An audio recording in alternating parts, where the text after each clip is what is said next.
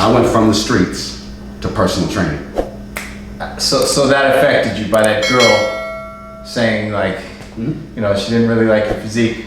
So you took that. So you went to go work. You're like, screw that, man. I'm not gonna let that happen again. So you went and started working out at the gym. And so what was it like for you first getting into fitness, working out? What were some of the things you learned?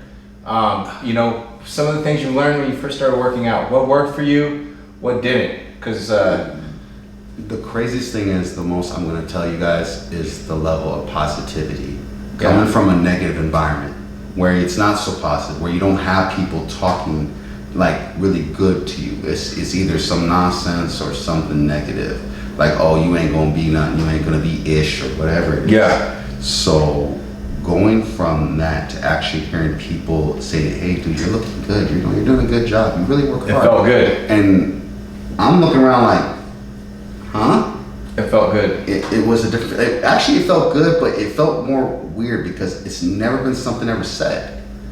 I was supposed to be like, you know, it made dash 670, you know, something like that. Right. So from that experience, then starting to learn that something I was actually not just comfortable with, it kind of came naturally. Now, a lot had to go, obviously, learn through along the way. Right.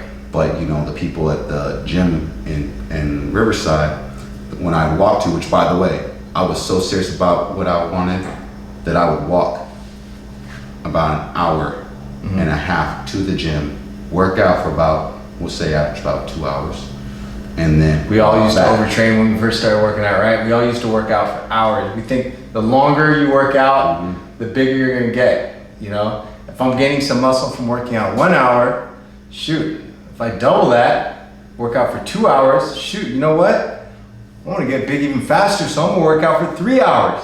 That's the mentality. I don't know if you had that when you first started. I used to overtrain bad, really bad. I guess Probably why I have so many joint problems these days.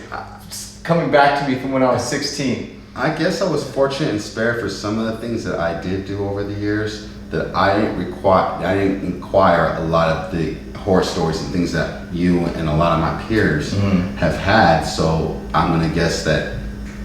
Thank you, thank you, God. Yeah. But also, how do I say it, man? It was just being in that gym was a lot better than being on the streets. It was a lot better than being around the people I was around at the time. And how old were you? I was 22. 22. I didn't leave until about 25. Didn't leave that life. I actually just, where But you had still been working out.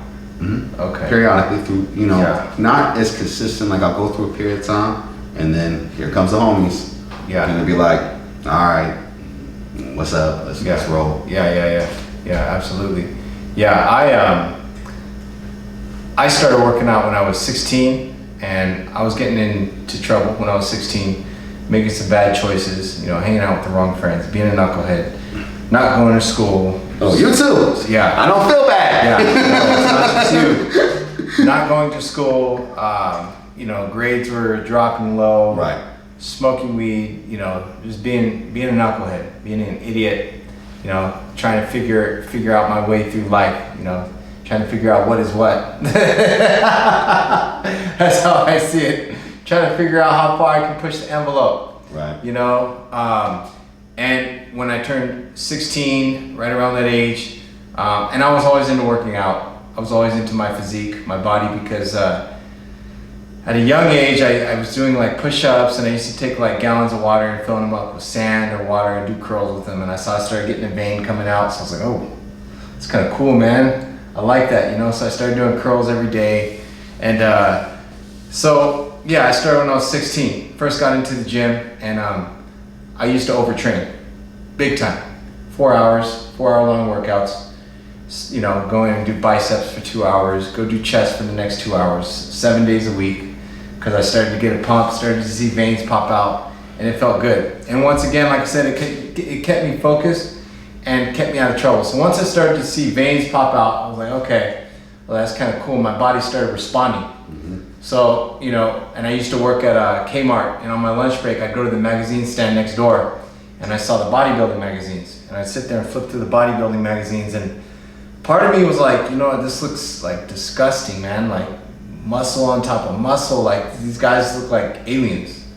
But then there was part of me that I was intrigued as well. And I'm like, I couldn't put the magazines down. I'm like, you know, and then on my lunch, I'd be like, you know, I'm gonna go over there and look at those magazines again.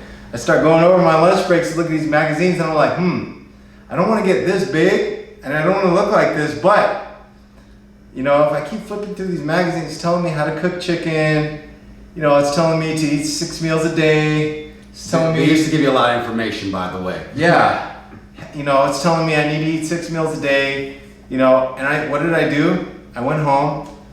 Hey mom, I need some chicken. Hey mom, can we go to the store? I need to get some protein shake. You know why? Because I wanted to do it. I wanted to look good. I wanted to feel good. I wanted to change my physique. And that's part of the problem nowadays. A lot of people, they don't want to. It's like, you're telling me that you want to. Hey, people come up to you, hey Jason, I'll show you a picture. This is my goal, Jason. Can you get me like this? That's the first thing to say, can you get me like this? Can you? What do you mean, can you? Can you get, no, you can get you like this. You know, I can help you. I can give you the tools, but if you don't use the tools, nothing's gonna get you. Only you can get you like this. You can't hold anybody else responsible, and you cannot hold anybody else accountable. Okay, there's nobody else to blame.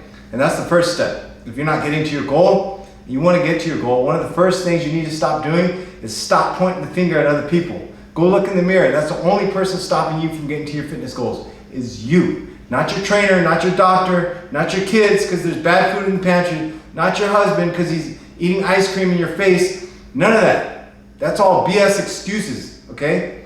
Excuses don't work.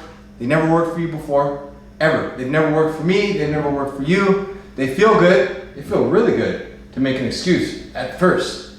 At first they feel good, okay? Because we're avoiding responsibility and we're putting things off. Okay, we're putting off the painful things, we're putting off the difficult things. So the excuse feels good for the moment, but long term, but the reality it's painful. The reality is, you know, I'm gonna give you a real brief short story, okay? I had some great opportunities in 2018 and I was working my way to actually get on stage, okay?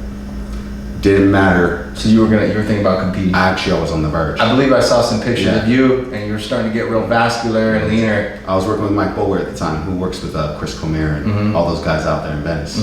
So he reached out to me and gave me an opportunity. And let me tell you something about opportunities, guys. And this goes with what he was just saying about you. You gotta want it. You have to want it. It don't matter what was thrown at you. It don't matter if it's work, a kid, a relationship, children, school, whatever it is. Job. You can't, I'm gonna try to do this the nicest way I can say this. You cannot simplify anything other than yourself, okay? You can't hold no one else to any standards but your own. And if you don't have no standards, you have no accountability, you can't accept constructive criticism, I hate to break this to you. Just start being happy with just being you then. Because if you accept it, right?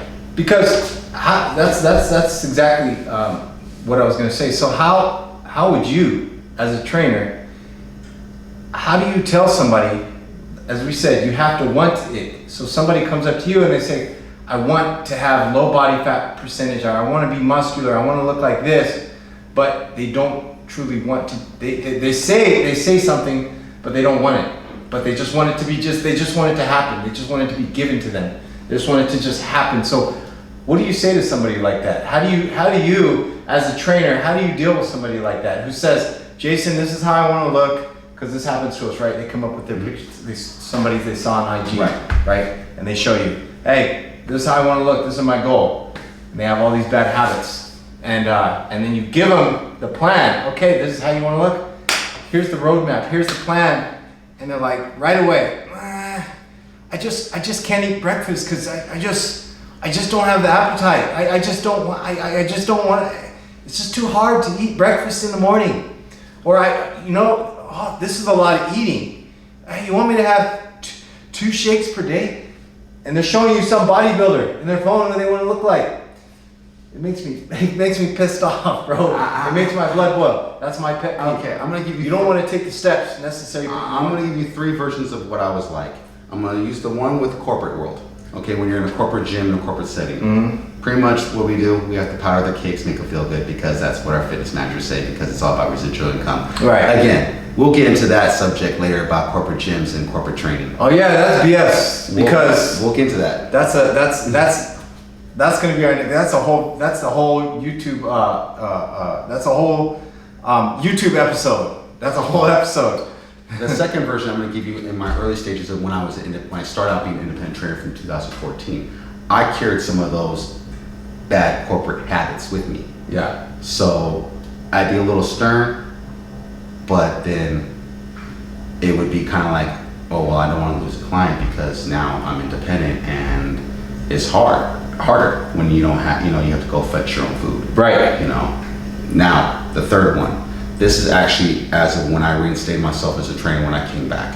This is how I'm going to deal with it. You're going to sit there and show me a picture of what you want to look like. You want to idolize a bodybuilder. I'm going to say a few things. They may hurt your feelings. You may not like it. One is so you tell them straight up. Yep. Get out of your damn way. If this is really what you say you are, your actions will prove it. And I'm going to hold you accountability to standards. And if you don't like it, I'm going to give you tough criticism, and eventually, sooner or later, I'm going to fire you. Yep. So you give them a chance, and you let them know ahead of time. Yeah. Fire them. It doesn't sound nice or pretty now, does it, folks? But that's the reality. That's the reality. Why am I going to give you fairy tales and fiction and sugarcoat?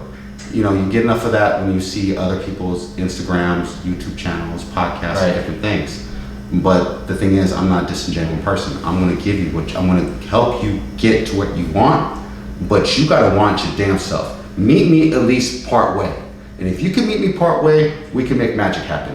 But if you're gonna expect me to wave this magic wand and go bibbidi bobbidi boop, and all of a sudden, poof, you're what you wanna look like? Every week. Like I said, I'm for the censored version.